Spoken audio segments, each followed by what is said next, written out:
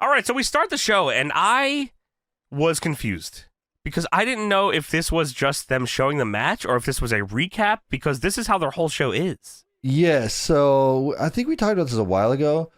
With Hardcore TV, it was It's like a clip show. Yeah, so ECW did super shows. Is that what you call them? Pay-per-views? Sure, Not pay-per-views. sure. Oh, I don't even know how to explain it. So, They're like just big super shows is probably a good way to put it. well, like imagine if we taped You Already Know, right? Right. And instead of putting it up as a pay-per-view, we create a whole show around like 3 of the matches maybe. And then it was like and fire. then they put promos and stuff in there as well. Right.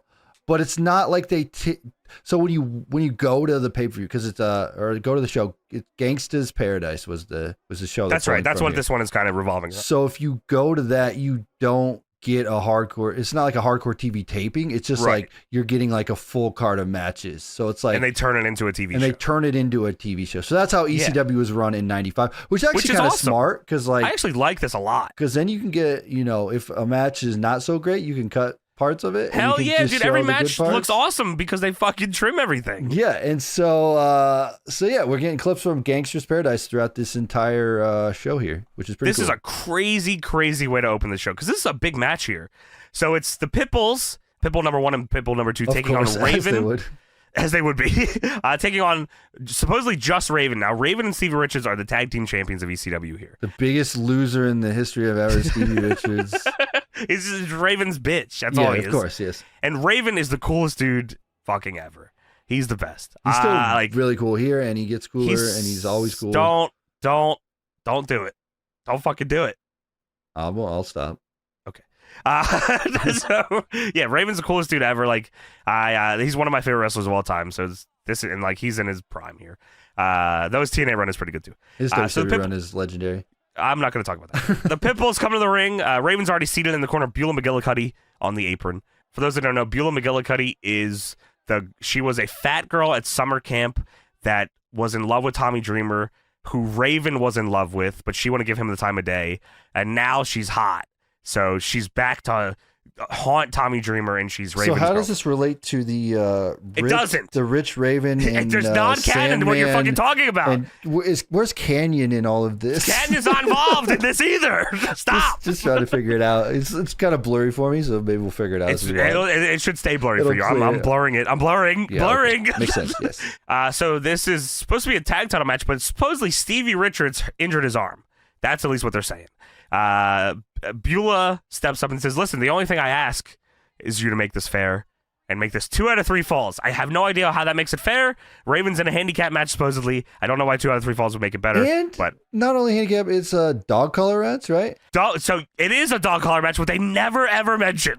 No, they don't. And also, I think Joey Styles says, bullshit, I don't think Richards is hurt. I didn't see a cast on him or anything. I don't think his arm's hurt. No, Joey Styles says, Stevie's probably cowering in the ladies' room. Raven's going to defend the title on his own. 2 out of 3 falls. But Stevie doesn't have a broken arm. I saw him earlier in this match. So that's so Raven is set to defend the tag titles here on his own. Pitbull number 1 attacks Stevie in the back and drags him to the ring. Stevie is busted open. He wears the dog collar, goes to the back, and then puts it around Stevie Richards' neck. I'm drags him out. And then drags him out. Yeah. That's how it goes.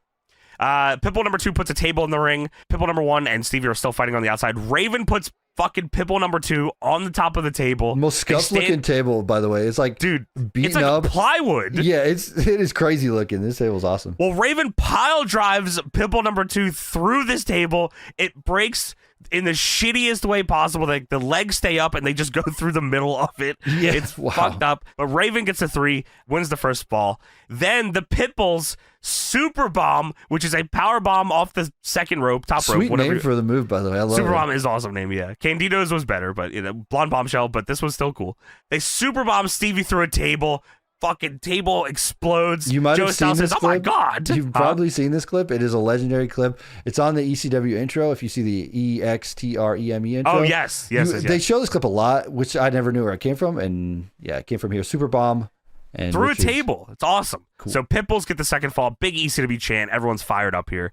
The referee eventually gets sandwiched in the corner by Pitbull number 2. By the way, just to differentiate the Pitbulls for anyone that doesn't know, if you've seen the Pitbulls, Pitbull number 2 is the bald one. That's all you need to know. Pitbull number 2 is bald. Pitbull number 1, not bald. Pitbull number 1 is Gary Wolf. So that's all you need to know. Yes. So the ref gets sandwiched in the corner. Another table gets set up in the ring. The Dudleys hit the ring. But I believe this is either before or just about the time that the Bubba and Devon are in. So this is not Bubba and Devon coming out here. No, this is the B team, or I guess B team, right? I don't know. This is OG Dudleys. OG this is Dudleys, original Dudleys. But yeah. if you think of like the lore of the Dudley, right? The Dudley boys or whatever. They're the would be lesser, like the yes. the lackeys, kind of, I guess, right? So it is Dances with Dudley, and I believe what's the other one? They said Dudley. Is that a thing? Dudley. Yes. I don't Dudley. know. I don't know nothing about Dudley. No, that's right. Yeah. So originally the Dudleys were just an inbred family gimmick. Oh, they like say it. Yeah, Joey Styles makes sure to let us know that they're inbred. But I'm pretty sure it's a Raven gimmick that he came up with, like Blue Meanie. But yeah, Dudley. So there's a million Dudleys. Dancing with Dudley, Big Dick Dudley, Sign Guy Dudley. I don't remember Dudley. That was long or what? OG. Eventually, Devon and Bubba join, but they're originally like they're not a team at first. They're feuding. Bubba and Devon, like they're against each other. Tom cannot wait until the next family gathering. Hey, Devon. You know, the best part about being in a family is that no matter how much you fight, you still love one another. And then eventually they come together. Dude. Oh my God! Double Bubba Cutter! I do not know my Dudley lore. I always thought, like you always think the Dudley boys, like that's them.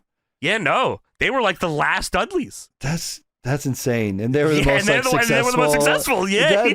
Wow. And they started out as rivals. Yeah. I did not know that. That's crazy. Dances with Dudley and Dudley hit the ring. Stevie and Raven hit stereo super bombs from across the ring to each other, to the Pitbulls. Pitbulls no-sell Road Warrior style. Get up. Crowds fucking popping. They start fucking everyone up. Stereo double DDTs. Dude, I wrote that down. So I wrote stereo double DDTs. Yeah, to the Dudleys and Raven and Stevie from all of them. They super bombed Dudley. Joey Styles, as you said, and all of his inbred brothers felt that one. And all of his inbred brothers felt that one. That'll teach you an inbred matchup. They super bombed Dances with Dudley. Then because Dances with Dudley is I guess he's a Native American gimmick. Yeah, like Dances with Wolves. You know that movie? You ever seen that movie? You heard about this? Well, have you seen this? Have you heard about this? Joey says, "See you at the reservation. Say hello to Tatanka. I hear he's looking for work too." Why you got with Tatanka? Super Bowl for Dances with Dudley. See you at the reservation. Say hello to Tatanka. I hear he's looking for work too. Tatanka just got fired by WWF. That's why. He said, why fuck me? Why you say fuck me? Why is he fuck me? I didn't do anything. Pitbull number 2 does a fuck you suplex to Stevie and puts him through a table. While Raven, I think, kills Pitbull 2 on the outside and unhooks him from the dog collar. Yeah, it suplex him or whatever. Yeah, I think so. One of my favorite ECW things is when the crowd goes, woo, woo, woo, woo, woo, when the fucking paramedics come out. Which is tremendous. That needs to come back. Which the paramedic is just a guy wearing all white, which is funny. Raven has freed himself from Pitbull 2. And Pitbull wants to come for Pitbull number 2. Paramedics come out to stretcher out Pitbull number 2. Beulah gets in the ring. Then Stevie's ex-girlfriend, Francine, hits the ring and attacks Beulah. Cat fight. Raven grips up Francine and hits her with a fucking DDT, which looked gnarly, by the way. Yeah, that was crazy looking. Yeah, Francine started as like a crazy Stevie Richards fan.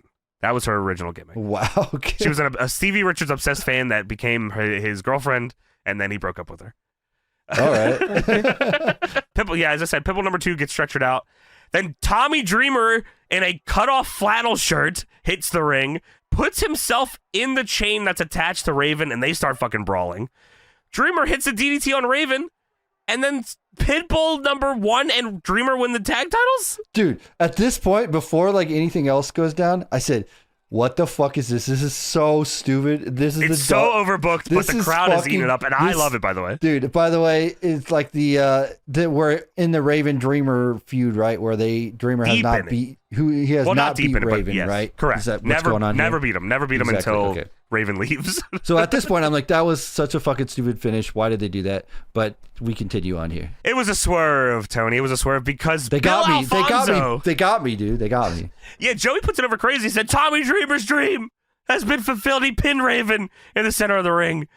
But Bill Alfonso, the commissioner from the Pennsylvania State Athletic Commission, comes out. I don't know how he has say over this company, but he does. Dude, I think that's pretty cool. Like, I actually liked him being the commissioner of the Athletic Commission because, like, you know, they're just a pain in the ass. By default, you hate the Athletic Commission. They're a pain in the ass to pro wrestling. They fucking are. So for him to be the commissioner of that, and then there's still like owners of the company, so like he has say over what goes on there. It's kind of cool. Yeah, it is fucking cool. So Bill Alfonso comes down and says, I let a match take place 2 out of 3 falls, and that wasn't the contract, Daddy.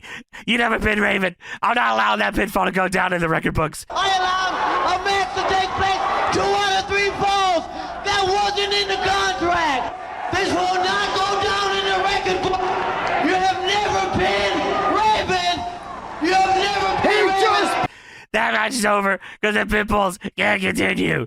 So he's retconning the Dreamer win. This did not count. Alfonso gives the tag titles back to Raven and Stevie. And then ECW Commissioner Todd Gordon hits the ring. He's fucking fired up. Restarts the match. Bill Alfonso bumps Todd Gordon.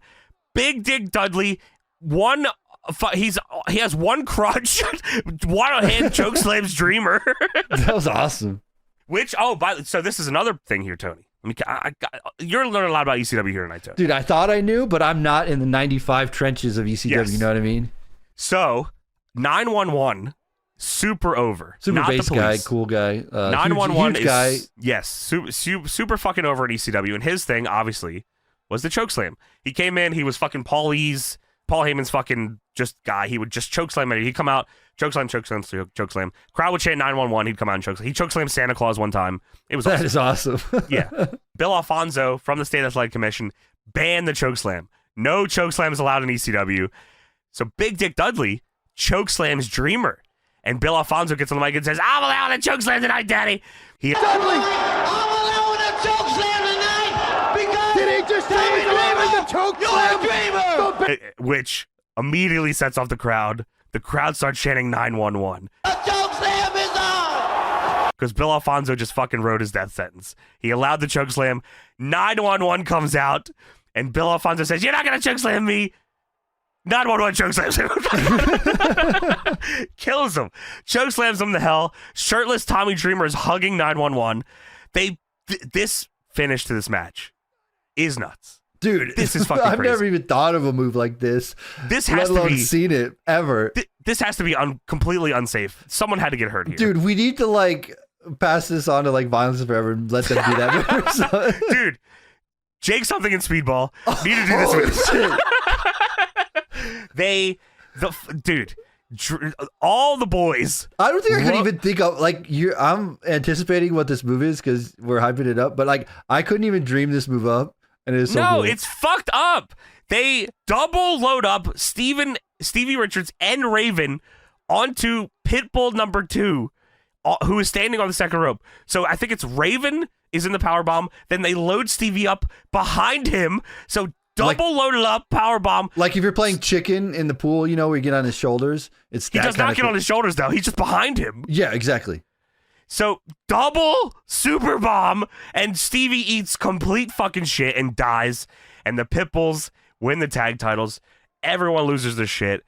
This is absurd. Absurd. Oh, by the way, Todd Gordon counts the pin here. Legal, I guess. Oh, does he? Yeah, he makes the pin. I don't know. I guess he's allowed to do that. Well, you know, it's him versus Bill Alfonso, so it makes sense. So sure. there it is. And Bill Alfonso was a WWF referee, so I think that's why he can fucking... Oh, sure. Which explains fucking what happens here later. Dude, when they first did it, and I was like, oh, this shitty like Dreamer wins the tag belts here, like that sucks. Dude, I was like, there's no fucking way, because I didn't remember that either. Yeah, I was like, that kind of sucks. And then they were like, swerve, and they're like, swerve again. I'm like, oh fuck, they got me. ECW's back, baby. Yeah, this is based. Yeah, Dreamer doesn't beat Raven until Raven leaves for WCW. Wow. Yeah. But 'cause if Raven Bill- hadn't left, I don't know if Dreamer would have ever beat him. No, I think that's what they said on like the Rise and Fall. Like he never wanted. Yeah, he to never win. was supposed to. Yeah. But it was just, So yeah, we go backstage, and Pitbull number 2 is on. The Pitbulls are back here, and they're talking. And Pitbull 2 says, "Give me the life of a Pitbull, or give me death." Give me the life of a pit bull, or give me death. What? Exactly, right? Yeah. Pitbull number 1 says, "We not only kicked your ass, and took your belts. We also took your babe." Oh, Well, this is no. Francine not is the girl. Stevie's ex, so unless Francine broke up with Stevie, I'm not too sure. I might be wrong about him breaking up with her. Francine says, "See you, Stevie," and chews gum, fucking Ken Kennedy style. Of course. And now we get the ECW Hardcore TV intro, which is not the fucking song. The original intro is "Closer" by Nine Inch Nails Of intro, course. Legendary. into White Zombie's Thunder Kiss 65. Dude, what a great song that was. That was awesome. Yeah, it's fucking awesome. Great intro. Which, shockingly, a lot shorter than the intro they go to for like the TNN show, which I feel like is a 3-minute entire song. Oh, yeah. They had like the Renegades of Funk or something. Wasn't that what's going on? Yeah. That intro's bass too. Dude, they had the best is. music choice, by the way. Yeah, it was They awesome. were awesome. So we go out of the intro. Joey Styles welcomes us to the show. He says on tonight's program, highlights of JT Smith versus Hack Myers will be shown, as well as Taz and the Steiners take on a new tag team, Too Extreme for ECW. Dude, incredible and like a returning crossroads star. right here with the like incredible crossroads, like turning point I talked about. But, like everyone's going everywhere at this point. Like Steiner showing up in ECW, like they were just like in the WWF, right? It's And such now a they're out weird of there. time. Yeah, you're right. Rey Mysterio versus Psychosis for the first time ever. So both their debuts here, which I didn't realize this was this episode. Dude, that's crazy. Good match though, too. Also, Raven and Richards versus the Pitbull has been signed again for October 7th. The ECW tag titles on the line. So 2 special guest referees, which is one is Bill Alfonso from the Pennsylvania State Athletic Commission and ECW Commissioner Todd Gordon. Then we go to Todd Gordon, who's being interviewed by Lance Wright. Is that right?